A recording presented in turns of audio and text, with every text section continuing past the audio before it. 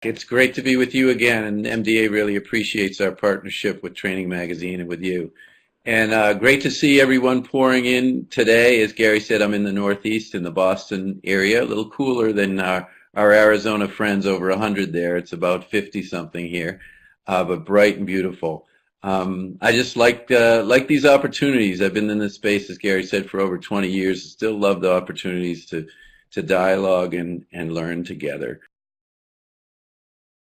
And I've personally worked with both Debbie and Ben, so I can also say that not only are they two attractive people, as you can see on the screen there, but you're also hearing from two people who are very thoughtful, very committed, and highly effective leaders. So great to have them with us. And Debbie, if you would just introduce yourself and your role for a little bit, and then we'll let Ben do the same.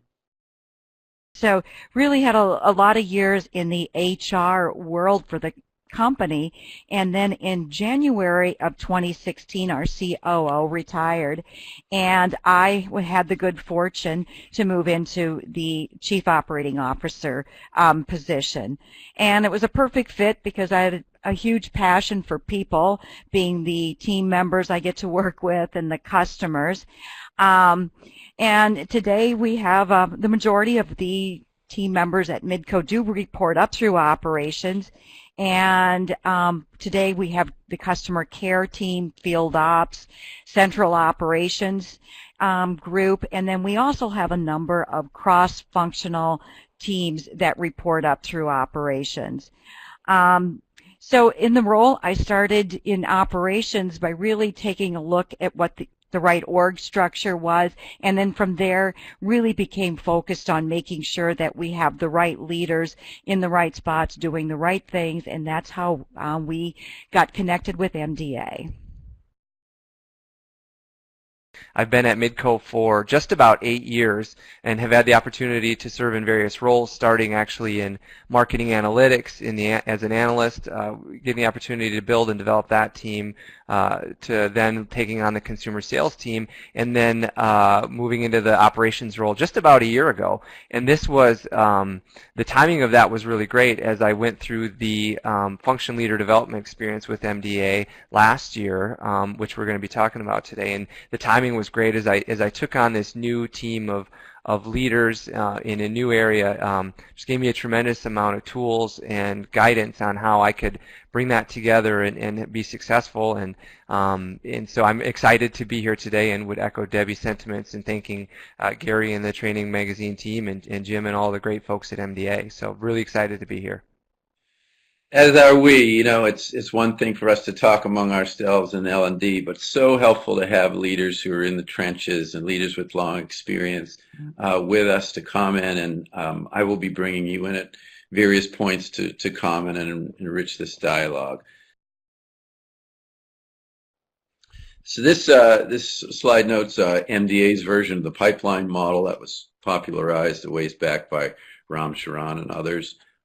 We have an assessment center there in Minneapolis, and it has accumulated data on thousands of leaders whom we've assessed and who've gone through full simulations targeting each level of the pipeline.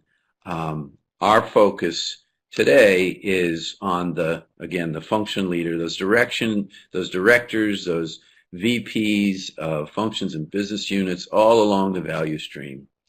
Directors and VPs of marketing and sales and manufacturing and customer service, technology, product development, and all sorts of support functions as well, like HR and legal and operations, like Ben and Debbie are leading.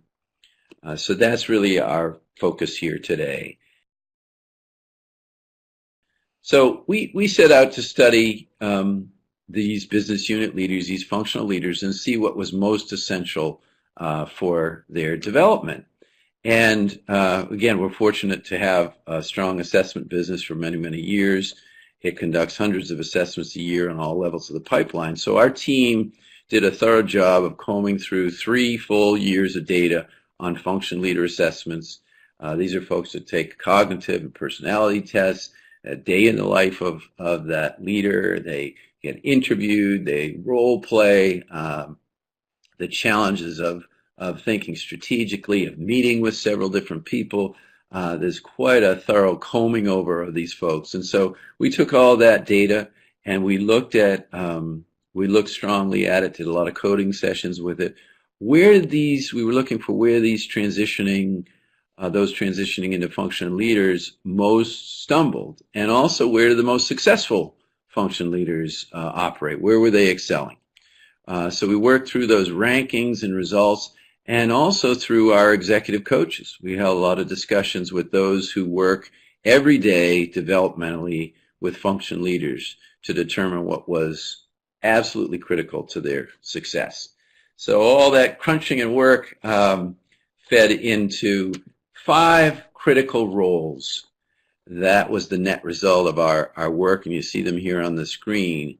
And I'm going to go into these in some length, but just a quick highlight that while there's a competency basis here, kind of clusters of competencies, we chose to focus on roles performed rather than competencies mastered.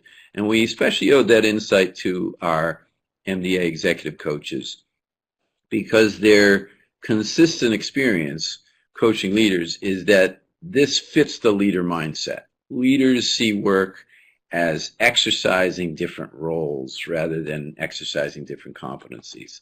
And the leaders we do development coaching with can much more clearly draw lines between their roles and the business outcomes that they need. So roles also can create a really solid basis for development planning. We'll turn to Debbie and Ben here for a minute. Again, would love to hear from you, maybe Debbie first, as a COO, if you could speak to perhaps one of those roles in terms of why it's critically important for your success and Midco's success. Yeah, absolutely. I would say all 5 of these roles as a function leader are important and critical to success. However, when I really consider the one that I look at and place the most value on, or that's the most important to me, I would have to go with influence. And, when I think of a leader that's effective in internal influence, I think of someone that is inspiring and someone that is able to get team members to come on board. I also think of someone that can motivate and energize others. And it's a leader that I see with having a lot of passion around what they do. I also see someone that's a people person, and they really have a strong value of people and a desire to do what's best for others. So of these traits, again, I think of it as someone that with strong influence is someone that can work productively with others to accomplish the goals and objectives that they have ahead of them. And I really see that the internal influence is really kind of the foundation that you build on for talent manager, change leader, and results driver as well. I would be remiss not to throw out a shout out to talent management, having an HR background, but again, if I had to choose one, I would have to go with an internal influence. Love that perspective, and it makes sense, and it's an interesting one to speculate on, which is sort of the foundational one. I think you make a good case for it, Debbie, and certainly, again, as you step up to that level, the amount and number of people you're seeking to influence and work effectively with, not only down but across, is substantial. The network that you have to tap to get things done, to get the resources for your team to work effectively across boundaries is large. So thank you. That's great. And Ben, for you, what might stand out here among these 5? Yeah, I think I'll take the baton from Debbie on the talent developer role. When in the current role that I have, one of the key things that I've seen in terms of supporting success that's really jumped out is the importance of having a great team around you, and that's really all about talent development in terms of seeking out the best talent, but then also making sure that you're investing your time and energy into the development of your team of leaders. And so because they are so critical to the success of our group, as I mentioned, we have a really diverse impact on the organization, and within my team we have have kind of some different specialized functions, but ensuring that I've got the right leaders who have the skills that they need, that they're working well together, and they can connect the importance of their role to what's driving positive organizational results. That has been so critical, and I've seen that. So, and then just to say that in agreement with Debbie in terms of internal influence of the importance of telling your function story is something that I think is really important, and that's a critical component of that influencing as well. So those are a couple of things that really jump out to me, Jim.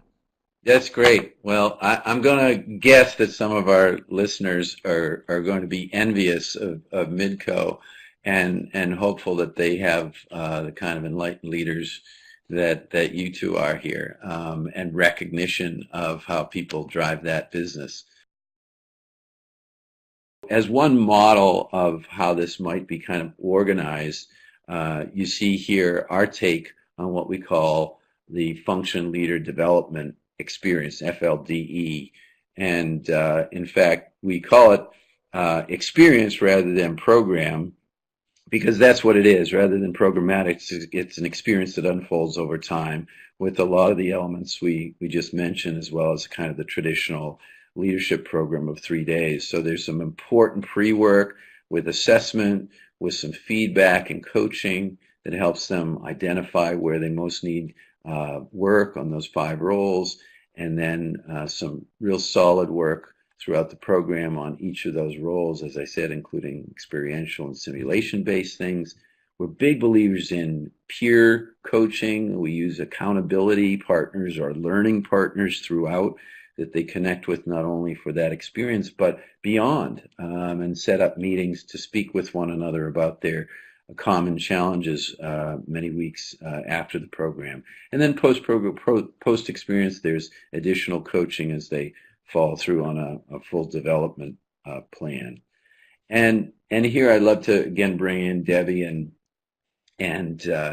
Ben, because they had the experience of Ben was a part of our FLDE a year ago, and Debbie helped make the choice about this. And I just wondered if you could perhaps respond on what attracted you to the development model, maybe Debbie, and what value or impact you've seen from those who took part in it for your organization.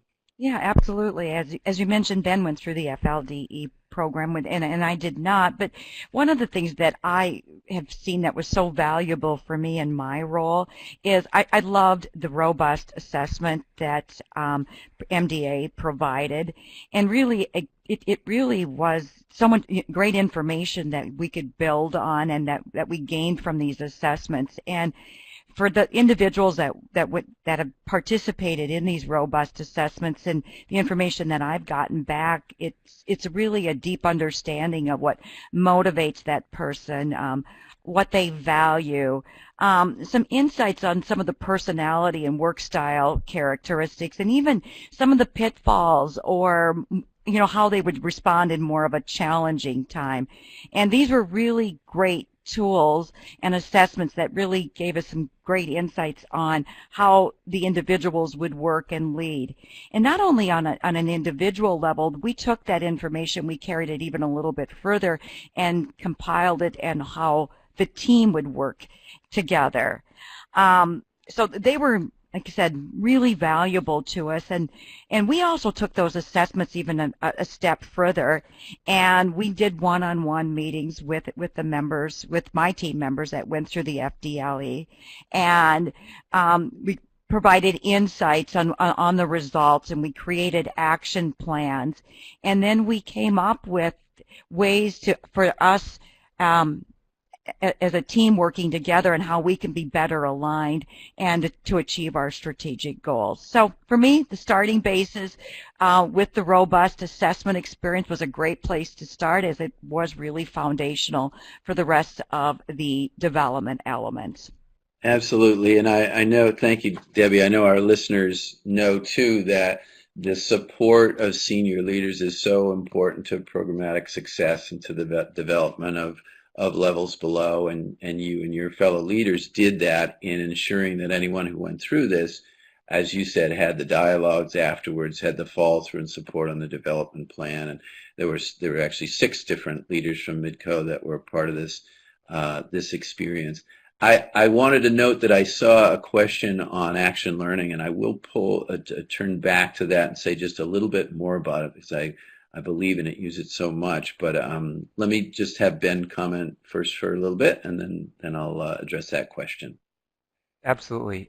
Yeah, I had the opportunity to go through the program, the pre-program work, the 3-day event, the post-program work, and, throughout, one of the things that really jumped out was just the tools that we were provided that you can begin to put to use right away.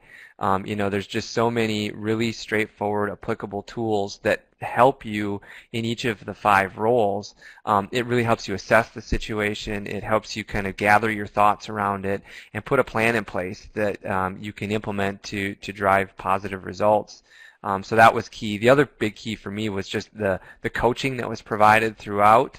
In post-assessment, leading up to it, and then post-program, having the company invest in this program for me and my colleagues, and the coaching that went along with it was just, really supportive, and really just provided the tools and confidence as a function leader that you can make a positive impact. The other thing too, just to mention is just the shared language, understanding. Sometimes you assess the situation, you feel like you know what you need to do, or you feel like you have a handle on it, but the tools and skills that we gain through FLDE really gives that common language to understand and explain the situation and plan it. So overall, just a really tremendous experience. Thanks, Ben. And so you're hitting on some of the key elements for whatever program our listeners pull together, in terms of having that assessment to drive a heightened awareness for individuals of what's important, what they need to work on, that shared language, that the tool-based approach of things that they can apply right away, and that follow-up support, whether it's from their own managers or other coaches. There were 6 of you that went through, and it was really great too. I know another practice that those who have programs might think about, as they did at Midco, is have those 6 people report back on their learning to the executive team, and I think that was really effective and resulted in some real insights into how to do strategic planning and some other things.